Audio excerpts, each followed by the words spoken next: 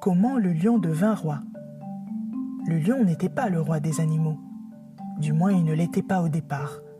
C'était plutôt Dankélé, un grand buffle noir de la savane qui régnait sur le peuple des bêtes. Le roi Dankélé était un grand tyran, un roi qui gouvernait sans foi ni loi. Que tu aies raison, tu avais peur.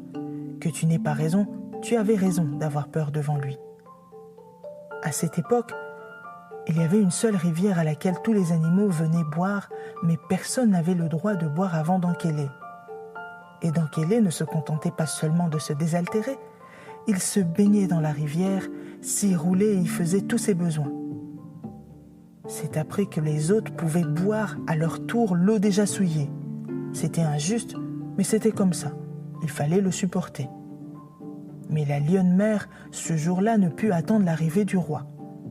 Son lionceau qui venait d'arriver au monde allait mourir de soif. Elle lui donna un peu d'eau. Elle en but un tout petit peu elle-même. Arriva le roi Dankélé. Il était accompagné des membres de sa cour, des griots et des griottes qui chantaient ses louanges. « Ô grand buffle, tu es plus grand que Sundiata le grand, plus grand que Damonzon le grand, plus grand qu'Alexandre le grand. » Mais le roi Dankélé, quand il fut au bord de la rivière, vit qu'on avait osé boire avant lui le roi. Il se tourna vers son peuple et, les menaçant de son regard, hurla sa colère, et sa colère fit trembler tout le monde.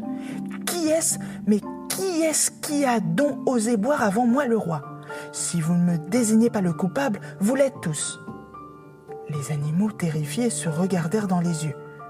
Tout le monde avait vu la lionne donner à boire à son petit. Mais qui pouvait prendre la responsabilité de la dénoncer à cette brute de roi? Lienne le fit. « Moi, je ne vais pas payer pour une faute que je n'ai pas commise. C'est la lionne qui a bu avant toi. Voilà, je l'ai dit. » Et aussitôt d'un bond, le roi Dankélé écrasa la lionne avec ses grosses pattes. Mais le lionceau n'était pas mort. Il s'était sauvé à toutes pattes et était allé se cacher.